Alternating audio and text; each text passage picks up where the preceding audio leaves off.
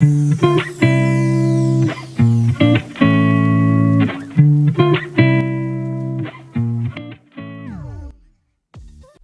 कहानी एक साधु महाराज की है।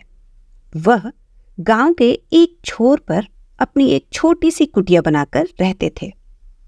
वह लोगों को अच्छी ज्ञान की बातें भी बताते और गरीब बच्चों को मुफ्त शिक्षा भी प्रदान करते। दिन भर तो लोगों का आना जाना लगा रहता था, पर शाम होते ही चारों ओर सन्नाटा पसर जाता था। एक रात साधु महाराज अपने आश्रम में सोए हुए थे। तभी उनकी अचानक से आंख खुल गई। जब तक वो उठे तो सोचने लगे कि ये आवाज कहाँ से आई।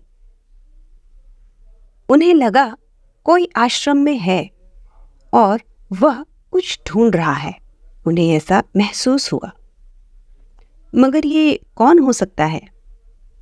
उसे देखने के लिए साधु महाराज आश्रम से बाहर आए, लेकिन कोई भी बाहर नजर नहीं आ रहा था।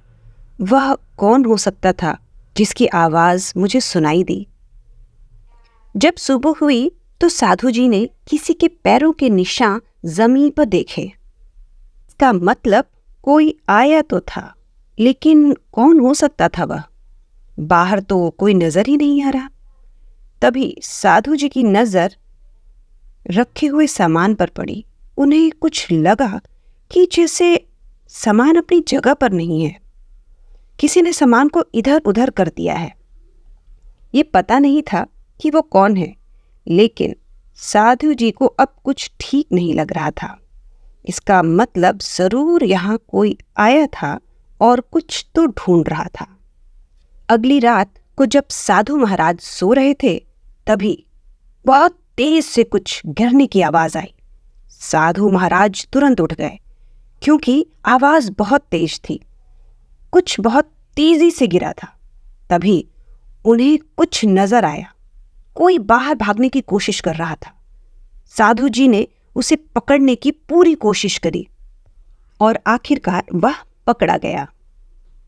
जब आश्रम में रोशनी की, तब साधु महाराज ने उसका चेहरा देखा और तुरंत पता चला कि वह एक चोर है। साधु महाराज ने पूछा, तुम यहाँ चोरी करने आए हो?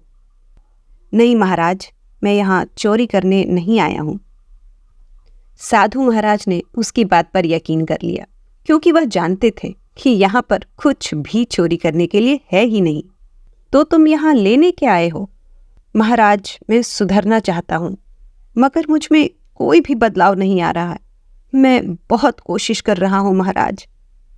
मैंने आपके विषय में बहुत सुना है कि आपके पास ऐसी ऐसी पुस्तकें हैं जिसमें ऐसे ऐसे ज्ञान है जिससे कोई भी इंसान सुधर सकता है। मैं कुछ दिनों से उन्हीं पुस्तकों को ढूंढ रहा हूँ महाराज, पर मैं समझ नहीं पा रहा इनमें से कौन सी पुस्तक मेरे इस्तेमाल के लिए है। मैं बड़ी चिंता में हूँ महाराज, मेरी मदद करें। मैं सच में सुधरना चाहता हूँ। इस बुरी दुनिया को छोड़ना चाहता हूँ। इस चोरी के काम को छोड़ना चाहता हूँ। कोई मेरी मदद नहीं करता, कोई मुझे ज्ञान नहीं देना चाहता, इसलिए मैं आपकी शरण में आया हूँ महाराज।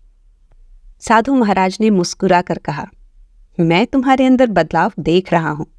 तुम अब चोर नहीं हो, अब तुम एक अच्छी व्यक्ति बन चुके हो। सुधार पुस्तकों को पढ़कर नहीं होता, आत्मज्ञान से होता है, जो तुम्हें हो चुका है। तुम चाहो तो मेरे साथ रहकर आगे का जीवन व्यतीत कर सकते हो, मुझे प्रसन्नता होगी। चोर को यह सुनकर बहुत प्रसन्नता हुई और उसने निर्णय लिया कि वह अपने आगे का जीवन साधु महाराज के साथ ही बिताएगा।